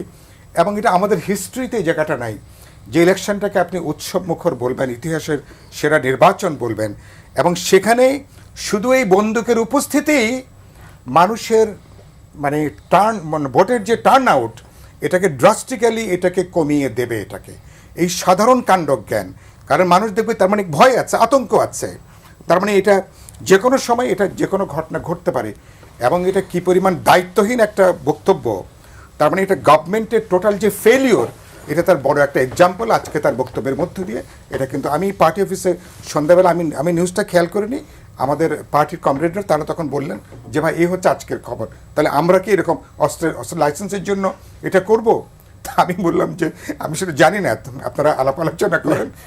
এখানে সাইফুল ভাই আরেকটা কথা বলতে বলেনি, পরাজিত হওয়ার পরে সেই অস্ত্রগুলোর প্রয়োগটা কি জয়ী প্রার্থীর বিরুদ্ধে হবে কিনা? এক্স্যাক্টলি, পরাজিত হওয়ার পরে সে অস্ত্রগুলো জয়ী প্রার্থীর বিরুদ্ধে হবে কিনা? আর আপনি খুব চমৎকার করে বললেন যে আমরা এই সমস্ত ইলেকশনে হয় যে এমনকি অবৈধ অস্ত্রের উদ্ধারের জন্য একটা চিরুনি কম্বিং অপারেশন হয়, এমনকি যাদের বৈধ অস্ত্র থাকে সেগুলোকে জমা দিয়ে দিতে হয়। থানাতে জমা দেবার জন্য ইনস্ট্রাকশন থাকে। তার মানে এবার আপনি 180 ডিগ্রি উল্টো দিকে যে আরও কিভাবে পুরো ইলেকশনটাকে অস্ত্রবাজির ইলেকশনে করা যায় এরকম একটা, এবং এটা একটা মানে কি বলবো, এটা খুবই অবিমৃষ্যকারিতার একটা জায়গাটা। সরকার উচিত হবে এই জায়গাটা বরঞ্চ আপনি গোটা ল এনফোর্সিং এজেন্সিজ, আমার গোয়েন্দা সংস্থা, মানুষের মধ্যে আমি মনে করি, আমি কথা বললাম যে রাজনৈতিক দলগুলোর মধ্যে নানা প্রশ্নে বিতর্ক থাকবে, দ্বিমত থাকবে, প্রতিযোগিতা থাকবে, কিন্তু ন্যূনতম প্রশ্নে একটা কনসেনসাস বিল্ড আপ করা দরকার। গতকালকে 3 দলের সঙ্গে মিটিং করেছেন, এই যে ওনার উচিত ছিল প্রয়োজন বোধে সকল দলের সঙ্গে আলোচনা করে এগুলো এতে একটা বার্তা যায়। এটা পর্যন্ত উনি যখন নিরাপত্তাহীনতার মধ্যে ভোগেন, তিনি মানে তার সরকার যখন নিরাপত্তাহীনতার মধ্যে ভোগেন, তখন তার আত্মবিশ্বাসটাকে খানিকটা আত্মবিশ্বাস ফিরিয়ে আনার জন্য তিনি আসলে এই ধরনের মিটিংগুলো ডাকেন। কিন্তু এটা আবার মানুষের কাছে একটা পজিটিভ মেসেজ যায় যে যারা পার্টিস তারা এখন ইউনাইটেড, তারা এখন এই ন্যাশনাল ইস্যুতে তারা এখন মোটামুটি একই রকম বক্তব্য দেবে। আর আপনি যে কথাটা বলছিলেন আমাকে, ওই যে বড় একটা অংশকে নির্বাচনের বাইরে রাখলে তো একটা বড় ধরনের চ্যালেঞ্জ রয়েছে। আমি মনে করি যে আমি সেখানে একটু বলে, হ্যাঁ এবারকার একটু দেশের একটু ভিন্ন। আমরা গত 3টা নির্বাচনে আমরা বিরোধী দলগুলো আমরা সেই নির্বাচন আমরা প্রত্যাখ্যান করেছি, বর্জন করেছি, বয়কট করেছি। কিন্তু 18 সালে যদিও দলগুলো অংশ নিয়েছে, কিন্তু অনেকে আমরা সকালবেলা, কেউ দিনে 10টা, 11টা, 12টার মধ্যে সবাই ওই যেটা আমরা বলতাম যে রাতের ভোট, মানে দিনের ভোট রাতে হয়েছে, সেটা আমরা করেছি। এক পক্ষ বাস্তবে আমরা কিন্তু অনুপস্থিত ছিলাম ইলেকশনে, এবার আরেকটা পক্ষ দৃশ্যত এবার তারা অনুপস্থিত। এখন আমি একটু পাবেল ভাই কি বললেন আমি সেটা হয়তো পরে কথা বলবো, কিন্তু আমি মনে করি যে আওয়ামী লীগের যে ভোটারেরা, আমি আজকে বলেছি আমার একটা ইন্টারভিউতে, আমার ধারণা যে অধিকাংশ ভোটাররা ভোট দিতে তারা যাবেন, নানা কারণে যাবেন। এই এলাকাগত কারণের জন্য, প্রার্থীর গুণাগুণের জন্য, এবং নানা কারণে। আমার ধারণা ধরুন আওয়ামী লীগের প্রায় 70 থেকে 80% মানুষ এবার তারা ভোট দিতে যাবেন।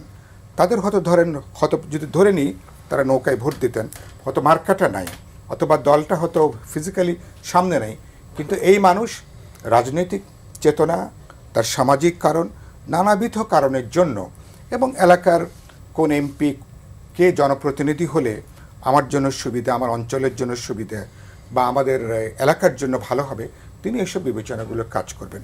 আরেকটা গুরুত্বপূর্ণ হচ্ছে যে রাজনৈতিক দলগুলো, ধরুন এই যে অভ্যুত্থান অংশীজন যারা রাজনৈতিক দলগুলো, আপনি যে পরিমাণ সহিংসতায় আপনি এখন যুক্ত হচ্ছেন, তার মানে এখন একটা অংশ ইলেকশনের মধ্যে না, আমি ধরে নিচ্ছি, তাহলে আপনারা যদি ইলেকশনটাকে যদি আগেই যদি এখানে যদি একটা হাদির মতন এই ধরনের ঘটনা যদি আরও ঘটে, আমরা যদি আবার যদি তাদেরকে যদি আমরা সুযোগ করে দিই, আমরা প্রতিযোগিতাকে আমরা যদি জবরদখল, সহিংসতা, যদি বল প্রয়োগের জায়গাটা যায়, তাহলে কিন্তু মানুষের কাছে কিন্তু একটা বাজে মেসেজ যাবে। এবং ইলেকশন যদি কোনো কারণে প্রশ্নবিদ্ধ হয়, নেক্সট পার্লামেন্ট কিন্তু তখন প্রশ্নবিদ্ধ হবে, পরবর্তী সরকারও কিন্তু গ্রহণযোগ্যতার প্রশ্ন কিন্তু উঠতে পারে। ইতিমধ্যে আমি কদিন আগে কথা আমি বলেছি। সুতরাং এই জন্য পলিটিক্যাল, এবং এটার জন্য আমরা সবাই দায়ী হব। সেজন্য এখন থেকে প্রত্যেককে একটু দায়িত্বশীল আচরণ করা দরকার। আমরা কথা বলি, বিতর্ক করি, কিন্তু এমন জায়গায় না যে যাতে আগামী ইলেকশন যাতে পরবর্তী গত 1 বছরের উপরেই কিন্তু আসলে বলা হচ্ছে রাজনৈতিক দলগুলোকে দায়িত্বশীল আচরণ। সরার তুষার, এইখানে জাতীয় পার্টির ব্যাপারেও আপনাদের একটা স্পষ্ট অবস্থান রয়েছে। এই অবস্থানের ভিতরেও কিন্তু জাতীয় পার্টির একাংশ একটা জোট গঠন করলো, এবং আজকে জিএম কাদের অংশ যে জাতীয় পার্টি রয়েছে তারা ঘোষণা দিয়েছে আগামী 17 তারিখ থেকে তারা নির্বাচনের জন্য মনোনয়ন ফর্ম তারা বিতরণ শুরু করবেন কাকরাইল অফিসে। জাতীয় পার্টি যদি আসলে নির্বাচনে আসে, আইনগতভাবে কোনো বাধা নেই, সেক্ষেত্রে কি সহিংসতাটা আরও বাড়তে পারে? এটা আমি আগেও এখানে আলোচনা করেছি, যে সঙ্গত ক্ষোভ গণ অভ্যুত্থানপন্থী দলগুলোর এদের উপরে আছে, এবং জনগণেরও যে ধরনের ক্ষোভ এদের উপর আছে, তখন তো আপনি তাদেরকে প্রতিরোধ করতে চাইবেন, অনেকেই করতে চাইবে। উল্টো দিকে যেটা হবে যে তারা ইলেকশনের পার্টি হিসেবে পুলিশ প্রশাসন এবং জনপ্রশাসন কিন্তু তাদেরকে প্রোটেকশন দিতে বাধ্য, যেহেতু তারা ইলেকশনের পার্টি। তখন তারা কি দাঁড়াচ্ছে? ফ্যাসিবাদীদের পক্ষ হয়ে পুলিশ জনগণের বিরুদ্ধে দাঁড়াচ্ছে, মানে আপনি দাঁড় করিয়ে দিচ্ছেন তাকে, তখন তো আমরা পুলিশকে দোষ দিতে পারবো না। আমার কাছে সার্বিকভাবে মনে হচ্ছে যে সরকারের ভেতরে একাংশ এবং কিছু কিছু রাজনৈতিক দল আসলে তাদেরকে চায়, মানে এদেরকে ইলেকশনে আনতে চায়, এবং এই কারণেই তারা এই সাহস করেছে। আদারওয়াইজ জাতীয় পার্টির একা কিন্তু এটা তাদের একক সিদ্ধান্ত, এটা আমি কোনোদিনই মনে করি না। এর সাথে অনেক বড় প্লট জড়িত, কারণ তাদের এই শক্তি, সামর্থ্য কিংবা নৈতিক ভিত্তি কোনোটাই নাই যে তারা এককভাবে সিদ্ধান্ত নিয়ে আরও কয়েকটা দলকে নিয়ে জোট করে ইলেকশনে আসবে। বেসিক্যালি এই জাতীয় পার্টির ব্যানারে আওয়ামী লীগের লোকজন এসে ইলেকশন করবে। এটা তো তাদের একজন বড় নেতা বলেইছিলেন যে আমরা ভালো ভালো আওয়ামী লীগারদেরকে নমিনেশন দেবো। ফলে এটা কিন্তু আরেকটা নতুন অ্যাঙ্গেল, যেখানে দিয়ে আপনি বিশৃঙ্খলা, মানে আমার মনে হচ্ছে সার্বিক পরিস্থিতিতে যে সরকার এবং প্রশাসনের একাংশ এসে সুষ্ঠু নির্বাচন চায় কিনা, কারণ আদারওয়াইজ আপনি এই ধরনের একটা বিপজ্জনক সিদ্ধান্ত রাজনৈতিক দলগুলোর সাথে আলাপ না করে বা জনগণের অনুভূতিটা না বুঝে আপনি কেন এটা নিতে চাচ্ছেন? জনগণ কি জাতীয় পার্টিকে এবার ইলেকশন দেখতে চায়? বিভিন্ন জরিপে তো আমরা সেটা দেখতে পাচ্ছি না। তো সেটা আপনি তাকে না জিজ্ঞেস করে এই যে তাকে আনা, হ্যাঁ মানে তার তো সে যদি আসতে চায় সরকার আসলে কিভাবে বাধা দেবে আইনগতভাবে? আপনি তো প্রথমত তো তার যে ভূমিকা আপনার এই দামি ইলেকশনগুলোতে, তার তো দল হিসেবেই তো তাকে আপনার মানে জবাবদিহির আওতায় আনা উচিত। তারপরে আপনি নানা পদ্ধতি থাকতে পারে, আমরা দরকার হলে একটা লিগ্যাল ফ্রেম তৈরি করা যেতে পারে যে তাদেরকে কিভাবে এবার, এবং যদি একটা সবচেয়ে বড় জিনিস হচ্ছে একটা পলিটিক্যাল কনসেনসাস করা যায় তাদের বিরুদ্ধে, তাহলে তো আর তারা ইলেকশনে আসতে পারে না। কিন্তু এই বিষয়ে তো অপিনিয়ন ডিভাইডেড, এবং অপিনিয়ন ডিভাইডেড বলেই কিন্তু এই ঘটনাটা ঘটতেছে। এবং এইখানে আমি একটা জিনিস এই ভিন্ন আরেকটা প্রসঙ্গে বলি যে আপনার এখানে কথা বলতে বলতেই আমাদের নরসিংদীর মানে খুব আলোচিত শহীদ ইমন, তার বাসায় এই যে এই রাতে দুর্বৃত্তরা আগুন দিয়েছে। তো এই পরিস্থিতিগুলোর মধ্যে গতকালকেও মনে হয় উত্তরায় একটা ঘটনা তো ঘটেছে। এই হাদির ওখান থেকে যারা মানববন্ধন করে আসছিলেন তাদেরকে আক্রমণ করা হয়েছে। এই বিচ্ছিন্ন ঘটনাগুলো কিন্তু বড় আপনার একটা পরিস্থিতির দিকে বাংলাদেশকে নিয়ে যাচ্ছে, এবং সেই ক্ষেত্রে সরকার জানি না যে তারা কিভাবে আসলে এটাকে নিয়ন্ত্রণ করবে। একটা অনিশ্চিত গন্তব্যের ইঙ্গিতই আসলে আপনি দিলেন। জনাব পাভেল ভাই, আপনার কাছে একটু জানতে চাই যে 25 তারিখ তো তারেক রহমান দেশে আসছেন। তারেক রহমান দেশে আসলে আসলে রাজনীতির মাঠে কোনো পরিবর্তনটা হবে কিনা? বিশেষ করে আজকে বিএনপি নেতা ইশরাক হোসেন বলেছেন যে তারেক রহমানের প্রত্যাবর্তন সকল অপশক্তি পরাজিত হবে। রাজনীতিতে কি আসলে কোনো পরিবর্তন হবে? হ্যাঁ, আমার মনে হয় যে এটা আমাদের প্রত্যেকেরই এখানে খুব বেশি করে আশাবাদী হওয়ার একটা জায়গা আছে। এই যে নৈরাজ্যের কথাগুলো আমরা সবাই বলছি, আমরা কিন্তু কেউ খুব বেশি আশাবাদী কথা কিন্তু কেউই বলতে পারিনি কি জন্য যে আমরা ঠিক বলতে গিয়ে এমন কথাতেও ছিলাম যে ব্যক্তি হিসেবে তাকে শ্রদ্ধা করি বলে তার কাজের সমালোচনা করবার ক্ষেত্রে আমরা ততটা বেশি মুক্ত কণ্ঠ হতে পারছি না। তো সেই জায়গাতে আমাদের নেতৃত্বের জায়গাতে এমন একজন মানুষকে দরকার যার প্রতি মানুষ সত্যিকার অর্থে আস্থা রাখতে পারে, এবং যার এই ঐক্যের ডাক দেওয়ার সত্যিকার অর্থে একটা নৈতিক অধিকার রয়েছে, যার ঠিক রাজনৈতিক এবং তার যে ধারাবাহিক যে অতীত ইতিহাসের যে জায়গাটা, একজন নিবর্তনের মধ্যে দিয়ে বেড়ে ওঠা একজন রাজনৈতিক কর্মী যিনি পরবর্তীতে নেতা হয়েছেন এবং সেই দলকে পরিচালিত করেছেন, তার দূরত্বের অবস্থান থেকে পরিপূর্ণভাবে উনি একটা তার নিজস্ব ক্যারিশমা দিয়ে সেটাকে তিনি একটা অন্য মাত্রায় নিতে পেরেছেন, যেখানে স্বৈরাচার তার কণ্ঠরোধ করবার চেষ্টা করেছে, আইনগতভাবে তাকে কথা বলতে দেয়নি দেশের মানুষের সাথে। সেই জায়গাতে এরকম মানুষের জন্য জন আকাঙ্ক্ষা বা এরকম মানুষের প্রত্যাবর্তন পৃথিবীতে সবসময় খুব ঐতিহাসিক হয়। এটা আপনি যদি বেনিনো আকিনোর ক্ষেত্রে যদি দেখে থাকেন তাহলে সেটাও সেরকম হয়েছে, এবং এই উপমহাদেশের বাইরেও যে জায়গাগুলোতে যখন সেই সমস্ত নেতারা যারা দেশের বাইরে থেকে তার দলকে পরিচালনা করেছেন তাদের প্রত্যাবর্তনটা কিন্তু সবসময় এরকম বলতে পারি যে ঐতিহাসিকভাবে জনগণের জন্য একটা মানে উদ্দীপনার একটা জায়গা তৈরি করেছে। তা আমার মনে হয় যে এইটার খুবই একটা গুরুত্বপূর্ণ প্রয়োজন রয়েছে, এবং তার প্রত্যাবর্তন রাজনীতির এই বাতাসটাকে অনেক বেশি সহজে শ্বাস নেওয়ার মতন করে গড়ে তুলতে পারে সবার কাছে। আমাদের সেই প্রত্যাশা সবার জন্য আছে, এবং তিনি সেটা নিজে অনুভব করেন, এবং অনুভব করেন বলে এই দায়িত্বের প্রতি উনি খুবই সচেতন। আর তার রাজনীতির ভিতরে কিন্তু প্রতিপক্ষের প্রতি বিশদকরণের কোনো চেষ্টা নেই, বরং তিনি তার কর্মসূচি নিয়ে এগোতে চান, যেটা আপনারা নিজেরা দেখেছেন যে উনি তার 8টি পরিকল্পনার কথা বলেছেন, যেখানে ফ্যামিলি কার্ড, কৃষক কার্ড থেকে শুরু করে স্বাস্থ্য, মানুষের কর্মসংস্থান, পরিবেশ, সব কিছুর ব্যাপারে তিনি তার একটা কর্মপরিকল্পনার কথা বলেছেন। তো এই আমরা নেতিবাচক রাজনীতির বিপরীতে এরকম একটা ইতিবাচক রাজনীতির যে বাতাবরণ দেখছি, সেখানে একটু আগে যে নিয়ে কথা হচ্ছিল যে দল আওয়ামী লীগ কিংবা দল জাতীয় পার্টি তাদের কৃতকর্মের জন্য তাদের নেতৃত্বকে আমরা হয়তো ঠিক যেরকম দোষারোপ করতে পারি, তাদের সমর্থক বা তাদের যারা মাঠ পর্যায়ে যারা ছিলেন তাদের প্রত্যেকেরই হয়তো অপরাধটা তত বড় মাত্রায় যদি না হয়, তারাও তো এই দেশের নাগরিক হিসেবে আছেন, ভোটার হিসেবে তারা অন্তর্ভুক্ত আছেন, তাদের ভোটাধিকার নিশ্চয়ই আছে। এবং আমরা মনে করি তারা এই পরিবর্তিত বাংলাদেশকে উপলব্ধি এতদিনে করেছে নিশ্চয়ই, যে পতিত স্বৈরাচারের প্রত্যাবর্তনের সুযোগটা তারা শুধু সুযোগ বলবো না, তারা বলবো যে পরিস্থিতির কারণে হয়তো তাদের ভেতরে অনেকেই ছিলেন যে তারা অংশীজন না হয়েও হয়তো তাদের সে দায়ের সাথে তাদেরকে থাকতে হয়েছে। ফলে তাদের জন্য একটা দায় মুক্তির জায়গা দরকার। সেটা তারা যদি একটা তাদের ভোটাধিকার যদি সঠিকভাবে প্রয়োগ করে প্রকৃত গণতন্ত্রের উত্তরণে যদি সহায়তা করেন, তাহলে হয়তো সেটার মধ্যে দিয়ে তাদের কিছুটা দায় মুক্তি করতে পারে।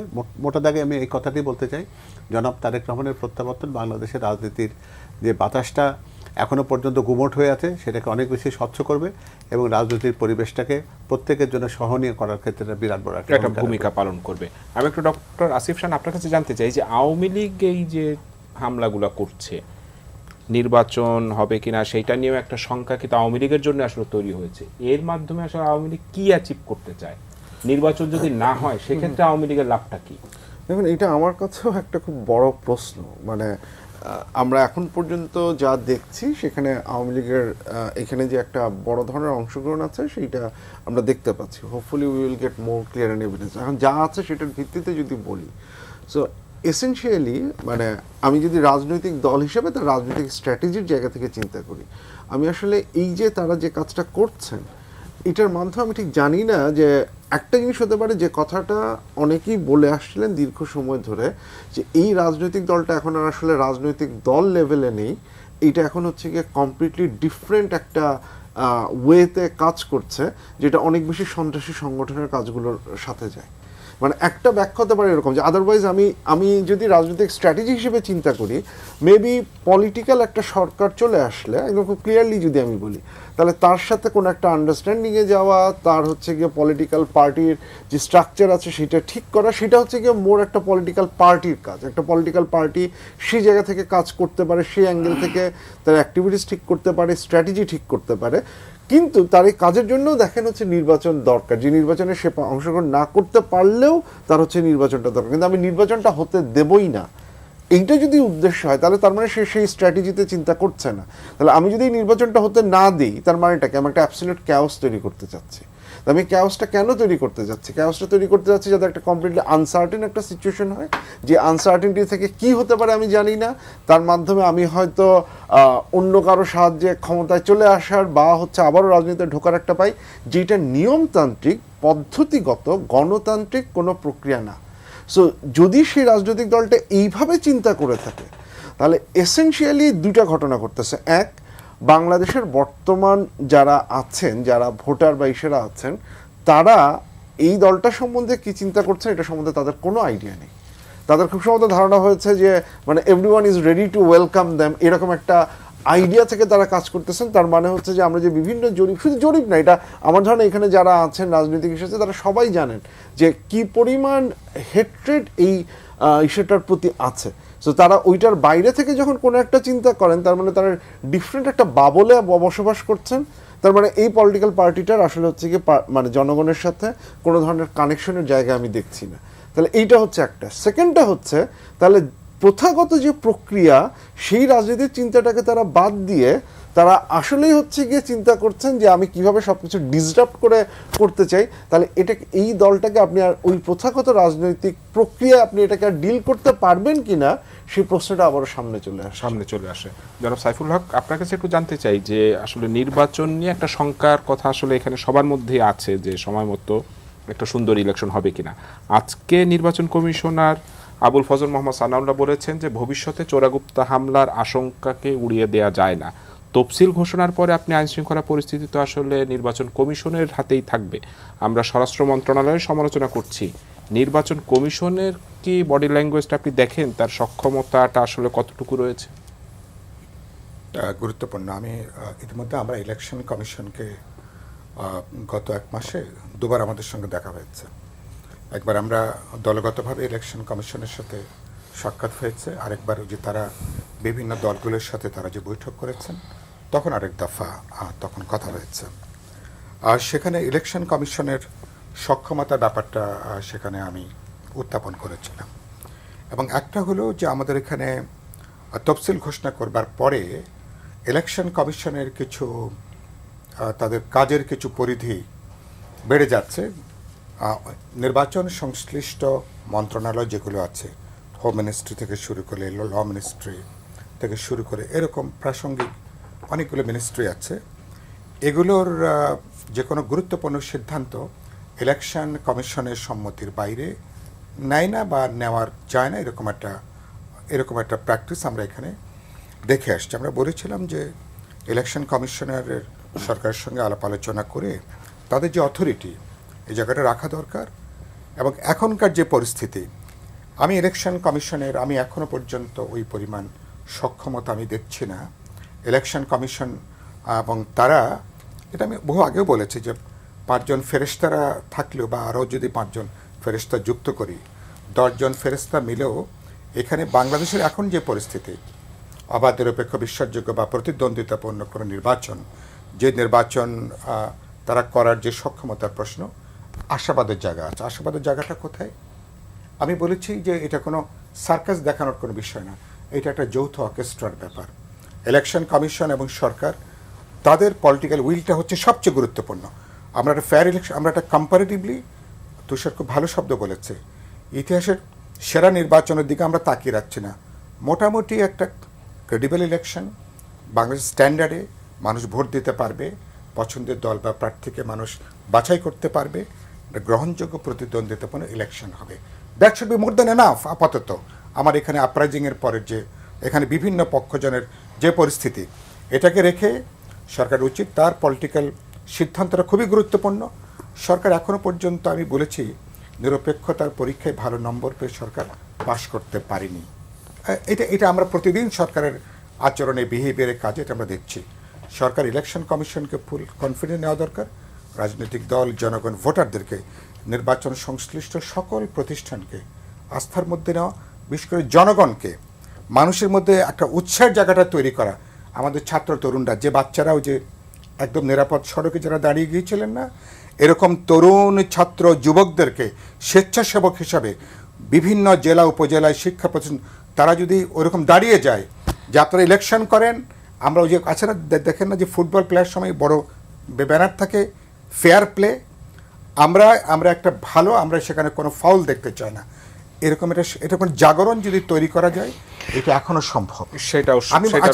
আমি পরের পাঠে একটু কথা বলবো, এটা একটা বিষয়, কিন্তু আমি মনে করি ঝুঁকিটা আছে, এটা এই অর্কেস্ট্রাটা সরকারের তারা করার সক্ষমতা, যোগ্যতার উপরে ডিপেন্ড করে। আর আওয়ামী লীগের ব্যাপারেও একটা কথা আছে, আওয়ামী লীগের যদি এখানে যে সহিংসতার যদি বাড়তে থাকে, ধরুন, তাতে কি আওয়ামী লীগের ইমিডিয়েট কোনো রাজনৈতিক কোনো ফিউচার আছে? আমি এই সহিংসতা যদি আওয়ামী লীগ যদি ট্যাগড হয় যে এই নাশকতা, সহিংসতার সাথে কোনো না কোনোভাবে আওয়ামী লীগ যুক্ত, তাতে কি আওয়ামী লীগের জনপ্রিয়তা বাড়ছে, তার কি সমর্থন বাড়ছে, মানুষের কাছে তার ন্যূনতম যে ক্রেডিবিলিটি সেটা কি বাড়ছে? বাড়ার কোনো লক্ষ্য নেই। বরঞ্চ যদি এখানে যদি একটা ভালো ইলেকশন হয়, যদি একটা পলিটিক্যাল গভর্নমেন্ট আসে, সেই ফেজে যাদের বিরুদ্ধে অভিযোগ নাই, যারা আইসিটি ট্রাইব্যুনালে মামলা নেই, যাদের ব্যাপারে স্পেসিফিক কোনো ফৌজদারি মামলা নাই, তার সমর্থকেরা, ভোটাররা, তারা কিভাবে একটা বহুত্ববাদী সমাজে পরবর্তী পলিটিক্যাল ফেজে একটা ছোট স্পেস আসলে পেতে পারে, কিভাবে সেটা রাজনৈতিক সরকার দেশের বরঞ্চ আগামী 10, 15, 20 বছর বিবেচনা করে একটা পলিটিক্যালি রিকনসিলিয়েশনের কোনো সুযোগ আছে কিনা, সেটা বরঞ্চ আওয়ামী লীগকে মানুষের কাছে তার বক্তব্যটাকে গত 1.5 বছরে কোনো দায়িত্বশীল জায়গা থেকে আমরা কোনো বক্তব্য দেখিনি, ক্ষমা প্রার্থনা তো দূরের কথা, কোনো বক্তব্য আমরা দেখিনি, বরঞ্চ সেই স্পেসটা নেবার কথাটা আওয়ামী লীগ ভাবতে পারে।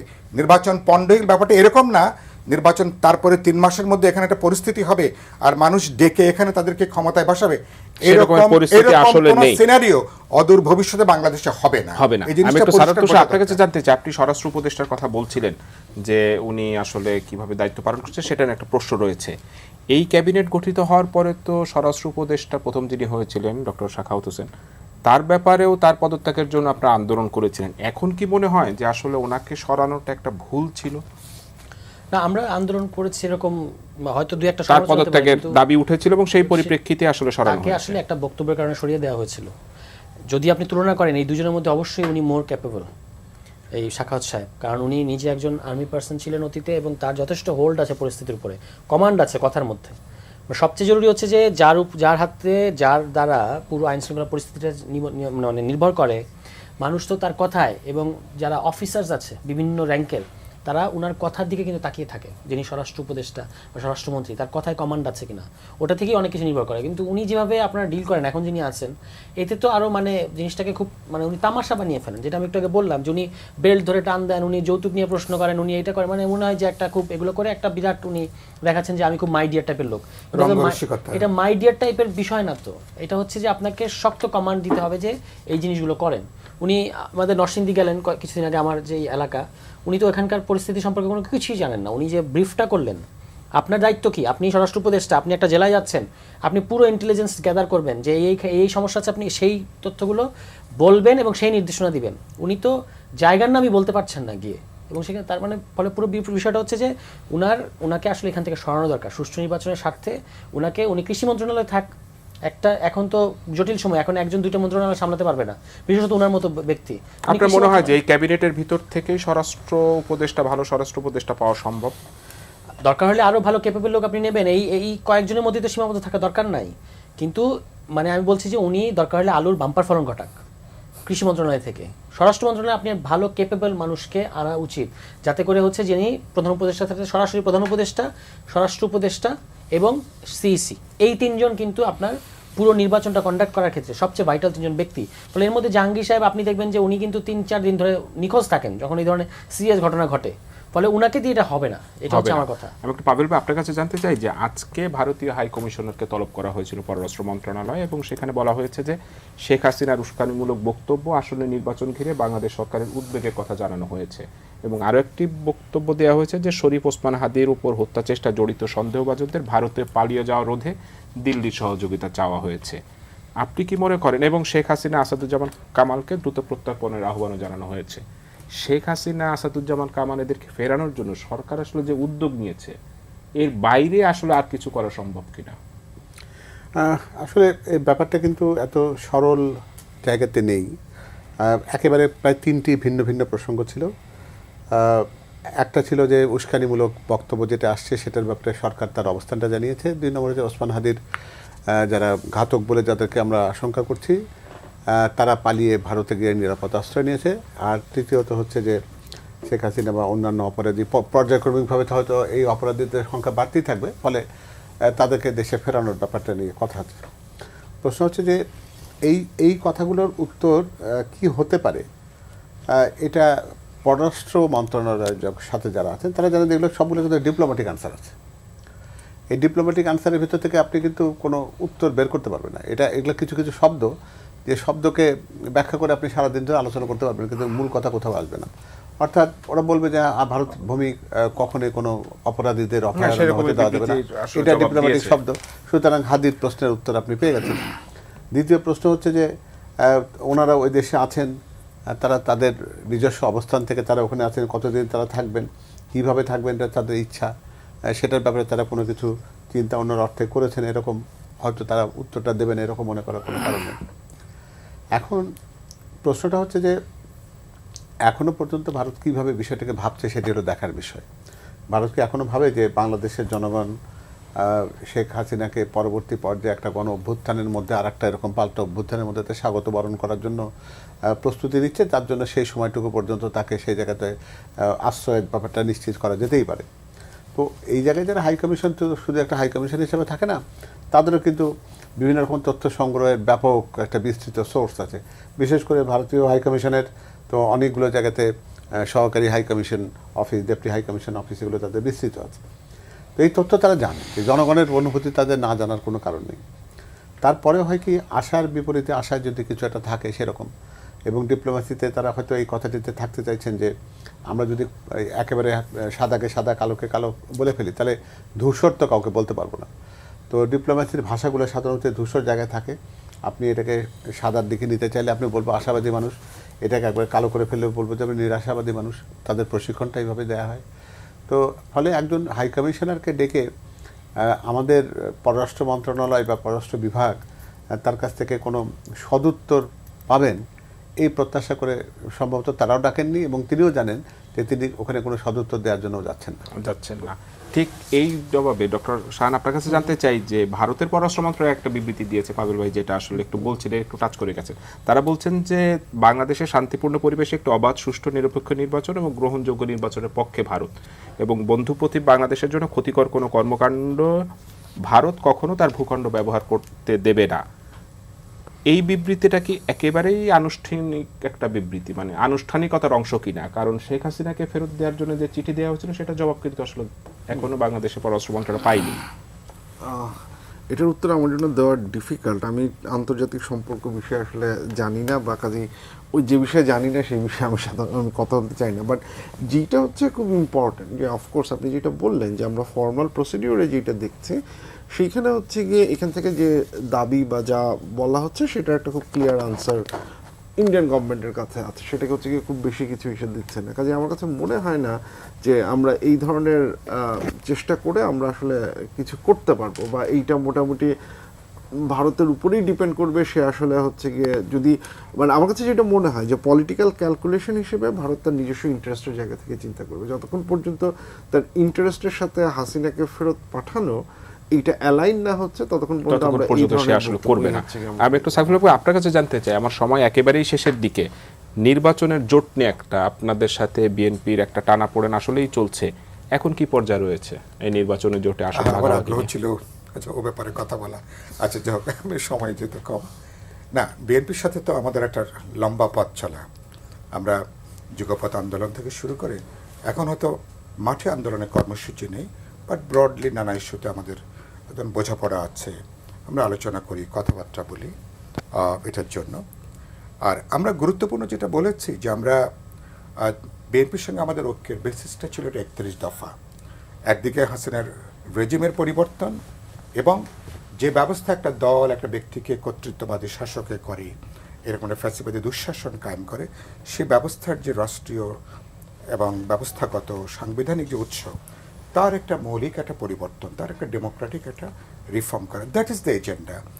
বিএনপির সাথে বিপ্লবী ওয়ার্কার্স পার্টি, গণতন্ত্র মঞ্চ, যারা বিরোধী শিবির, আমাদের এখন আসন ভাগাভাগি নিয়ে যদি একটা সমঝোতা না হয়, সেই জায়গাটা আমরা যাচ্ছি। বলেছি যে ওই পর্যন্ত এই ঐক্যটাকে আমরা মনে করি একটা ডেমোক্রেটিক ট্রানজিশন পর্যন্ত ঐক্যটা ধরে রাখা আসলে জরুরি। আর আসন সমঝোতা যেটা আছে, ওফিলে আপনি দেখেছেন গণমাধ্যমে আমরা আলাপ আলোচনা করছি, আগামী 18 তারিখের মধ্যে আলাপ আলোচনাটা সম্পন্ন হবার কথা। এটা আমি বলেছি, এটা এবার কোনো জোট হবে না, একটা আসন সমঝোতা নিয়ে আলাপ আলোচনা হবে। আমার মনে হয় যে ইতিমধ্যে যে তাপ উত্তাপ তৈরি হয়েছে, এটা পারস্পরিক একটা আলাপ আলোচনা।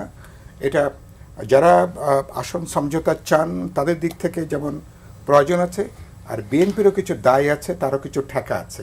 ভবিষ্যৎ যে রাজনীতি, সেখানে একলা চলার মতন কোনো অবস্থা বাংলাদেশে নাই। ফলে সেদিক থেকে এক ধরনের ব্রডার এক ধরনের রাজনৈতিক অ্যালাইনমেন্ট সেটা আসলে প্রয়োজন। এই ব্রডার অ্যালাইনমেন্টে আমি যদি একটু আপনার কাছে জানতে চাই, আপনারা তিনটা দল মিলে আসলে একটা জোট করলেন, এই জোটটা কি আরো বড় হতে পারে কিনা, সেরকমের কোনো খবর কি দিতে পারেন কিনা, বা বিশেষ করে বিএনপি বা জামাতের সাথে এই জোটের অ্যালাইন হওয়ার কোনো সুযোগ কি রয়েছে? মানে আমরা থার্ড ব্লকের কথা বলেছি সবসময়, যে এই দুই বড় দল, মানে সবসময় যেটা হয় একটা দ্বিদলীয় মেরুকরণ হয় এবং এর মধ্যে বাকি সব দল বিলীন হয়ে যায়। এটা থেকে বেরোয় আসার জন্যই এই যে জোটটা হয়েছে, এটা কিন্তু মূলত তারা যতটা নির্বাচনে ফোকাস করেছে তার চেয়ে সংস্কার করেছে, যে এক ধরনের পলিটিক্যাল আন্ডারস্ট্যান্ডিং আছে এবং আমরা সংস্কার বিষয়ে সরব থাকব। এখানে আরও দল যুক্ত হতে পারে, এবং এই জোট অন্য কোনো দলের সাথে জোট করবে কিনা, জোটের সাথে কিন্তু জোট হয়, বাংলাদেশে যে হয় না সেরকম না, এটাও হতেও পারে, কিন্তু সেটা এখনই মানে সময় যদিও খুব কম। আমার ধারণা যে এখন একদিনে 20 দিনে ডেভেলপমেন্ট হবে, প্রত্যেকটা দিনে ধরেন আগে যেটা 1 মাসে হতো, সেরকম কি আলোচনা চলছে? আলোচনা তো রাজনীতি কখনো শেষ হয় না, আলোচনা থাকে, এবং অনানুষ্ঠানিক আলোচনাটাই বেশি ফ্রুটফুল। ফর্মাল আলোচনার চেয়ে আপনি যে আমাদের ঐক্যমত্য কমিশনেও আমরা যে বসেছি সেটা খুব গুরুত্বপূর্ণ ছিল অবশ্যই, কিন্তু বরফ গলেছে কিন্তু আসলে ওই আলোচনা টেবিলের বাইরে অনানুষ্ঠানিক যে আলোচনাগুলো দলগুলো করেছে। পরীক্ষার আগে রাতে পড়াশোনা বেশি ভালো হয়। আমার সময় একেবারে শেষ। আপনাদের চারজনকে অসংখ্য ধন্যবাদ। দর্শক, এতক্ষণ দেখছিলেন এন মোহাম্মদ নিবেদিত পাবলিক পার্লামেন্ট অনুষ্ঠান। আজকের মতো এখানেই বিদায় নিচ্ছি, সবাইকে ধন্যবাদ।